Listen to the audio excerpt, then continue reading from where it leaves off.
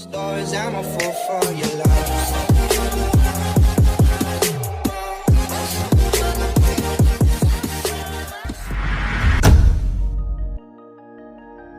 In this video, day 3 na natin sa Sorsogon and Maguindanao.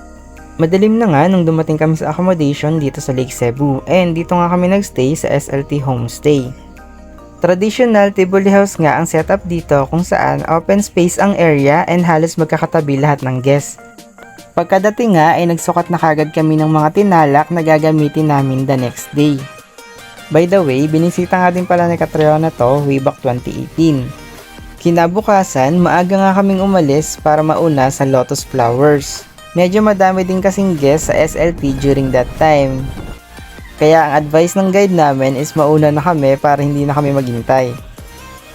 Ilang minuto nga lang ang biyahe papunta dito sa may lake.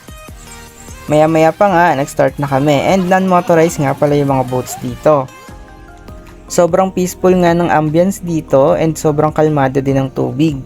After ilang minuto, narating na namin tong mga Lotus Flowers. Syempre, start na kagad ng pictorial and kitang-kita naman kung gaano ka-vibrant yung kulay ng mga Lotus Flowers. And may oras lang din na open ang flowers nila. Pagbalik nga, sinuot na din namin tong tinalak papunta sa aming next destination. Nandito naman tayo sa Tivoli Museum.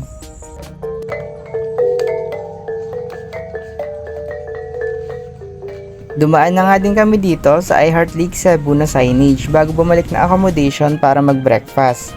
Ito nga yung breakfast namin na provided ng SLT Homestay. After kumain, nag-check out na din kami and dumiretso sa 7 Falls.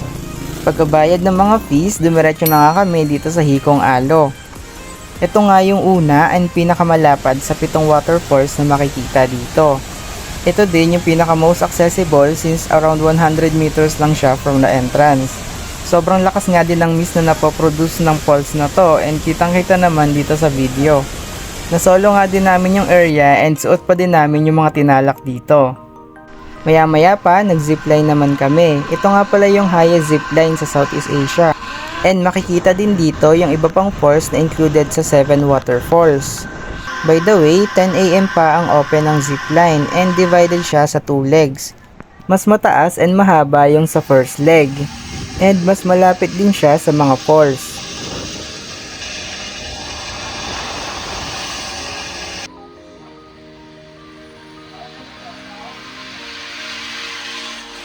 Dito nga yung baba malapit sa Hikong 20 which is the highest waterfalls among the 7 falls.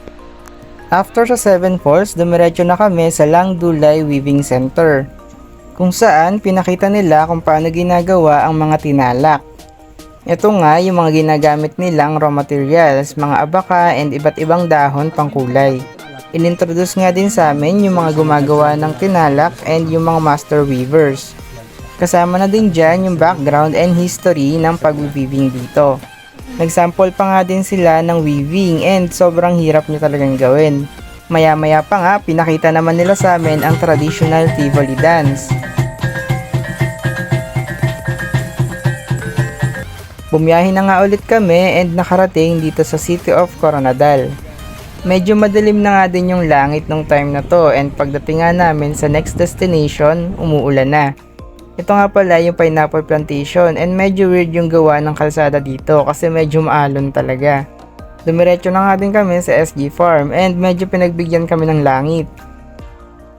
Ang ganda nga din ng ambience dito and madami din pwedeng gawin.